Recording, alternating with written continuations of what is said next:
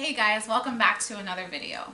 In today's video, we're going to be talking a little bit more about covert narcissism. Recently, I made a video examining the differences between overt narcissists and covert narcissists, and oh my gosh, did you guys leave some really good questions. I got some awesome messages on my Instagram page, some comments about, my significant other is doing this, do you think that that's covert narcissism? And some requests to make more videos on this particular topic. And I get why. Covert narcissism can be really, really hard to spot. Covert narcissism is a little bit sneakier. And while it's sneakier, it's not any less damaging than an overt narcissist.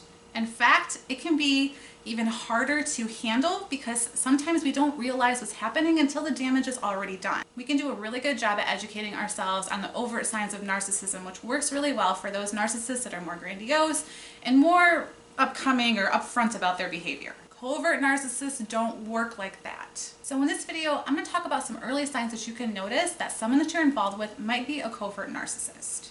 Jumping into the list. Number 1, you have the same conflict over and over again without any resolution. While this is a sure sign of any type of narcissism, covert narcissists do this a little bit differently. The reason that there isn't a resolution to the issue is because they completely tend to shut the issue down. Covert narcissists are really big on a behavior that we call stonewalling. And stonewalling kind of is what it sounds like. They kind of put up this stone wall between you and themselves, meaning that they don't want to address the issue. They just pretend that this conflict isn't happening. They sweep it under the rug. This can look like just not engaging in conversation, so the silent treatment, just not saying anything at all. It can look like redirecting a conversation to something else, so the actual issue is never resolved or there's no problem solving. People have told me that when they try to approach their significant other with something that's concerning, they might actually literally turn up the TV or the radio just to drown them out.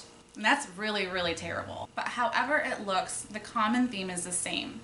Nothing ever gets resolved in any type of conflict or situation that is sensitive that you approach your partner with. Narcissists in general have really poor communication skills, and covert narcissists kind of just more border on not having any communication skills at all. Number 2 is that they often put themselves down. Now, this is definitely a behavior that is more associated with covert narcissism versus overt or grandiose narcissism, because grandiose narcissists, they tend to put themselves up. They tend to put themselves on a pedestal above everyone else. Covert narcissists don't. They don't put themselves on a pedestal above other people.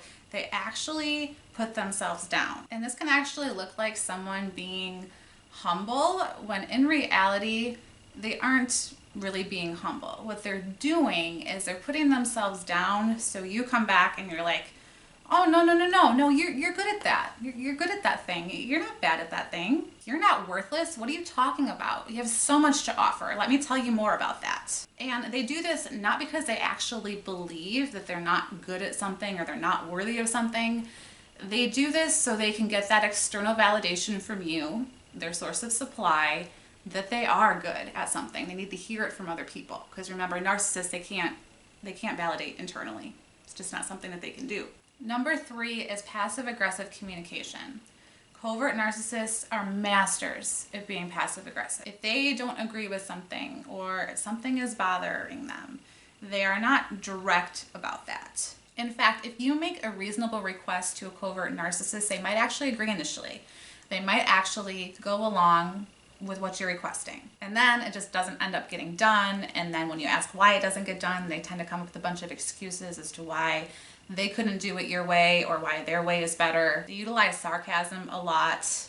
They're really sneaky. They might even say things that sound like compliments, and really tucked away in there somewhere is an insult that just makes you feel bad. Your dress is beautiful. I love it. Although I think it would be better if it were the color green. Number 4, they're the victim in just about every situation. And while this is common among all narcissists, with covert narcissists, they actually like to play into being the victim, meaning that you will never have it as bad as they had it. If you come to a covert narcissist with something that's hard for you and that you're struggling with, they're going to try to one-up you because their situation is way worse. In fact, they might make you feel bad about going through something really hard because you have not gone through anything nearly as hard as they have gone through. They are profoundly profoundly negative. The negativity is really what differentiates a covert between overt narcissists. Overt narcissists, they can come off as being quite positive. Covert narcissists, they're always extremely, extremely negative. And again, this is an attempt to get that source of supply. That whole poor me attitude is so you can be like, oh no, it's okay, it's okay. Oh, tell me more. Let me validate you. Let me give you what you need. Let me give you that reassurance. I'm going to dismiss my own feelings and needs because I need to focus on yours. Number 5, they display a passive self-importance. All narcissists think that they are superior to others. Overt narcissists, covert narcissists, they all believe that they're above and beyond everyone else. Covert narcissists, they're just a little bit more passive about making this known.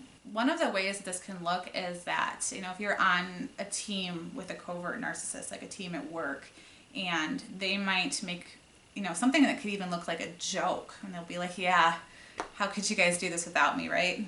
I'm the best. Their comments could come across very subtle. Oh yeah, it's a good thing that I thought about that. Either way, they're still reflecting the team's success back on themselves. And this can really show up a lot in relationships with narcissists too. Your narcissistic partner really taking credit for anything good that comes from you two as a couple. In a relationship with a covert narcissist, nothing ever feels like a partnership. So I forgot what number I'm on. So this is either number 6 or number 7. I'm doing this video unscripted. So number 6 or number 7 is that they change plans a lot. And often when they change plans, it's quite unexpected. This really is a classic symptom of covert narcissism because it really is designed to keep you on your toes. They like to change plans at the last minute. They like to cancel plans at the last minute. And while there are legitimate reasons that come up with someone on why they can't make a date that you planned, someone gets sick or something unexpected happens, that's part of life. Things like that happen. With a covert narcissist, it happens a lot, very frequently. You don't know what to expect from this person. They're not reliable. And the reason that they do this is because they like to feel like they're in charge and they're in control.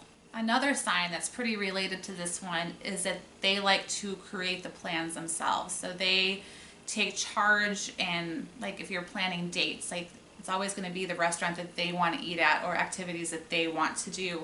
And if you come up with a suggestion, be like, hey, I'd really like Mexican tonight, even though that person wanted Italian, they don't compromise with that. They always know better, and they make you feel like they know you better as well. They know you better than you know you. They really love to call the shots. They really, really like to have the control over what you're doing as a couple.